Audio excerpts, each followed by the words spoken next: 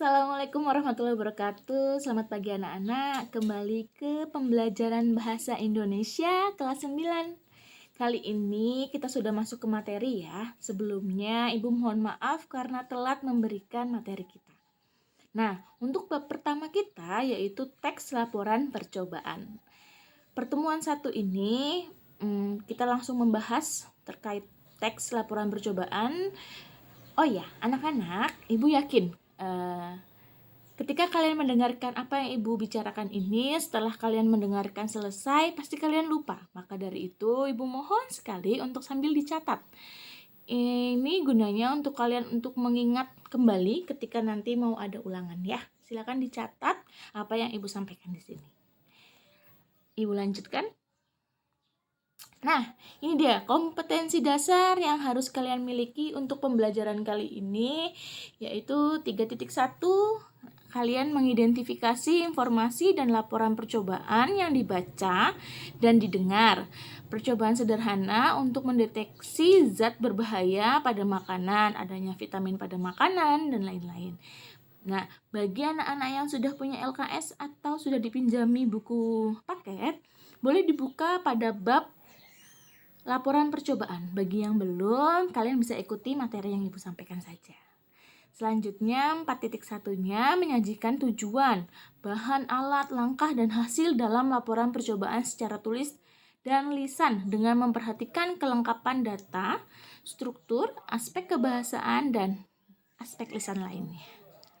Lanjutnya, nah, KD yang dibahas kali ini adalah 3.1 ya anak-anak ya. Tujuan pembelajaran kita kali ini yaitu kalian, peserta didik, mampu menjelaskan pengertian teks laporan. 2. Peserta didik mampu menganalisis ciri-ciri teks laporan. Dan ketiga, peserta didik mampu menjelaskan informasi dalam teks laporan yang dibaca. Oh, ini dia. Apa itu teks laporan percobaan? Adakah yang sudah tahu? Apa? Oh ya, sebelumnya ada yang sudah pernah mendengar belum apa itu teks laporan percobaan?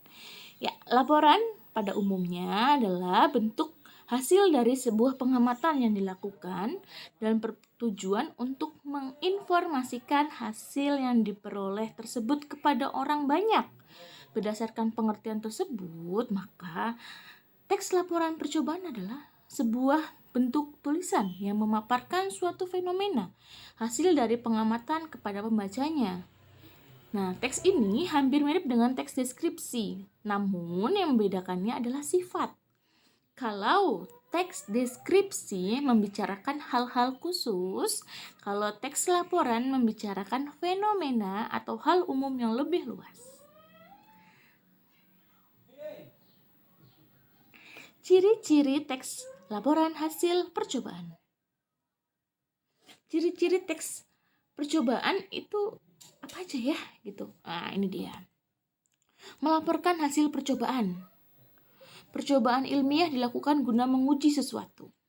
Teks laporan percobaan diawali dengan memaparkan tujuan percobaan, memaparkan bahan dan alat yang diperlukan untuk melaksanakan percobaan, memaparkan prosedur pelaksanaan percobaan dan melakukan pengamatan, memaparkan pencatatan hasil percobaan. Selanjutnya, di akhir laporan dipaparkan simpulan hasil percobaan berdasarkan hasil analisis terhadap data hasil pengamatan. Ada yang salah di situ, itu di akhir laporan dipaparkan ya, bukan diaparkan. Harus mengandung fakta. Jadi teks ini nggak boleh fiktif, harus fakta. Fakta itu nyata, sesuai dengan keadaan aslinya, tidak boleh dibuat-buat, harus benar apa adanya, bersifat objektif. Harus ditulis sempurna dan lengkap, tidak memasukkan hal-hal yang menyimpang, mengandung prasangka atau pemihakan. Disajikan secara menarik baik dalam hal tata bahasa yang jelas, isi yang berbobot, maupun susunan yang logis. Logis itu masuk akal. Langkah pertama ketika kalian ketika kalian akan menyusun teks percobaan, kalian harus menjadi seorang ilmuwan. Ilmuwan adalah seseorang yang harus sering melakukan percobaan. Tapi karena masa pandemi ini, kalian nanti mungkin akan ibu beri tugas mandiri di rumah untuk membuat atau menjadi seorang ilmuwan. Kemudian mendokumentasikan dalam bentuk teks laporan percobaan. Tugasnya kayak apa, Bu? Tahan, kita materi dulu, baru nanti tugas. Informasi pokok dalam teks laporan percobaan. Nah, ini ada tujuan percobaan, lalu ada bahan dan alat yang digunakan, lalu ada langkah-langkah percobaan, dan hasil percobaan. Ini adalah inti pokoknya dalam sebuah teks laporan percobaan. Harus ada ini di dalam teks laporan percobaan.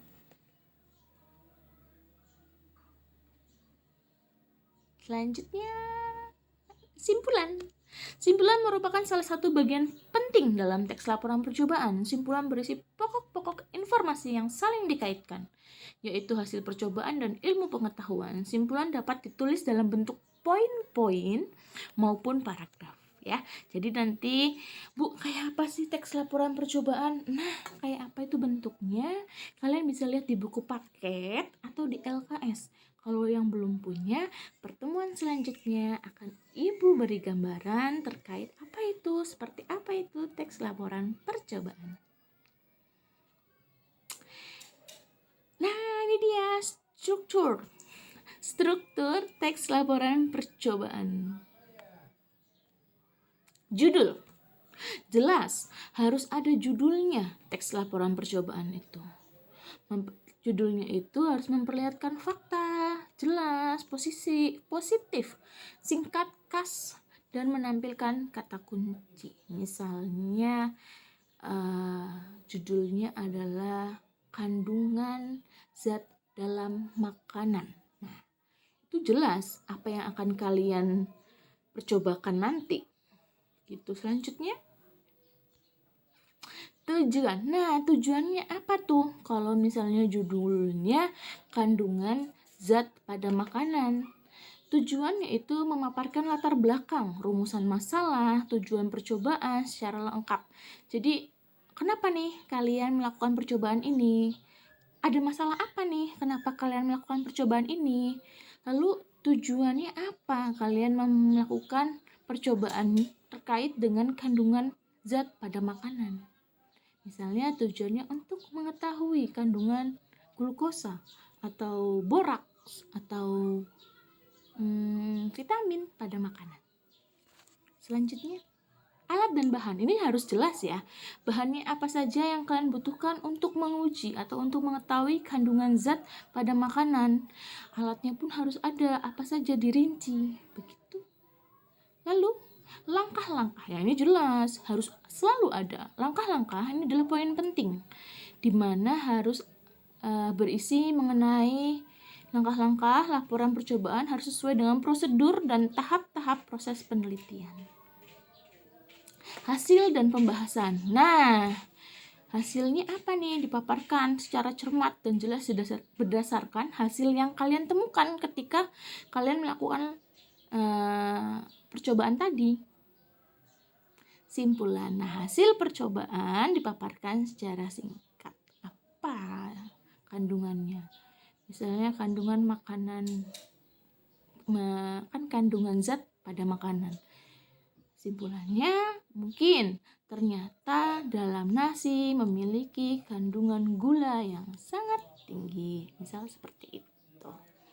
Selanjutnya, kaidah kebahasaan teks laporan percobaan.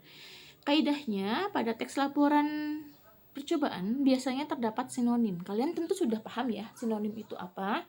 Sinonim merupakan bagian dari persamaan kata. Contoh, untuk dapat tumbuh dan berkembang itu adalah sinonim karena mereka adalah persamaan kata. Tanaman tidak hanya memerlukan faktor internal maupun juga faktor eksternal. Terdapat pula antonim. Antonim itu apa? Lawan kata, perlawanan dari kata sebelumnya. Contoh, untuk dapat tumbuh dan berkembang, tanaman tidak hanya memerlukan faktor internal, melainkan faktor eksternal juga. Nah, ini contoh lawan kata, internal, eksternal. Terdapat bilangan kata. Kata bilangan atau yang disebut juga numeralia merupakan kata yang menyatakan jumlah benda atau hal yang menunjukkan deretan. Misal, satu batang pohon ditanam pada pot satu. Nah, ini ada numeralianya atau kata bilangan. Terdapat kalimat perintah. Tahu dong perintah ya. Kalimat perintah merupakan kalimat yang mengandung perintah atau memerintah orang. Contoh, potonglah. Nah, di situ ada kata lah. Potonglah batang itu sekarang juga. Kalimat perintah atau nama lainnya adalah kalimat imperatif. Biasanya ada partikel lah, ada i, ada kan, bukakan, lakukan, potonglah, tutupi, i. Jadi ilahkan. Menggunakan kata sambung atau konjungsi merupakan kata tugas yang fungsinya untuk menghubungkan antar kata atau kalimat satu dengan kalimat lainnya. Contoh kata sambung banyak ya, atau konjungsi itu banyak. Nanti akan Ibu paparkan di materi selanjutnya apa saja kata sambung biar kalian paham. Sementara hanya ada 3 yang Ibu tulis di situ, ada dan atau bahwa. Ayah dan ibu, dan apel atau mangga, atau ciri kebahasaan teks laporan percobaan. Ada kalimat kompleks, kalimat yang terdiri dari struktur atau lebih 2 verba. Verba itu kata kerja. Terus kata penghubung atau tadi ya konjungsi. Lalu ada kata rujukan. Kata rujukan itu misalnya di sana, di sini. Itu adalah kata rujukan. Tapi sebelumnya sudah dikasih tahu. Di sana itu di mana, di sini itu di mana. Itu, ini. Nah, itu kata rujukan. Istilah teknis. Karena ini laporan percobaan bersifat ilmiah, selalu ada istilah keilmuan yang digunakan dalam bidang tertentu. Nah, langkah-langkah menyusun teks laporan percobaan, mengumpulkan data percobaan, mengembangkan, lalu kalian harus membuat pendahuluan. Kalian harus memikirkan pendahuluannya, landasan teorinya, metode percobaannya, hasil pembahasannya, simpulannya. Nah, ini ada kalimat kompleks, kata hubung, kata rujukan. Ini hanya sebagai langkah-langkah. Bentuk struktur teks laporan percobaan itu seperti yang slide sebelumnya. Ada judul, tujuan, alat dan bahan, atau bahan dan alat, terus langkah-langkah, terakhir hasil percobaan, dan simpulan. Begitu. Kalau ada yang bingung, bisa kalian tanyakan ke Ibu langsung di kolom chat kita di WA group. Kalau sudah paham, alhamdulillah. Kalau belum, ya bisa ditanyakan ya. Lalu jangan lupa kalian komen di bawah di kolom YouTube, komen nama kalian, nama dan kelas kalian sebagai bukti absensi kalian. Begitu. Nah, sebelum Ibu tutup, kita ulang lagi struktur teks laporan percobaan. 1. Judul. 2. Tujuan. 3. Alat dan bahan. 4. Langkah-langkah. 5. Hasil. 6. Simpulan. Itu strukturnya. Kalau teks laporan percobaan adalah teks yang berdasarkan dari hasil percobaan. Ciri kebahasaannya jelas, kalimat kompleks, kata sambung atau konjungsi, antonim, sinonim, kata rujukan. Ciri-cirinya logis, jelas. Terus apalagi? Objektif,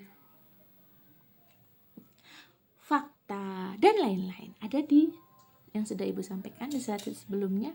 Silakan ditulis, jangan lupa. Sampai jumpa di pertemuan selanjutnya.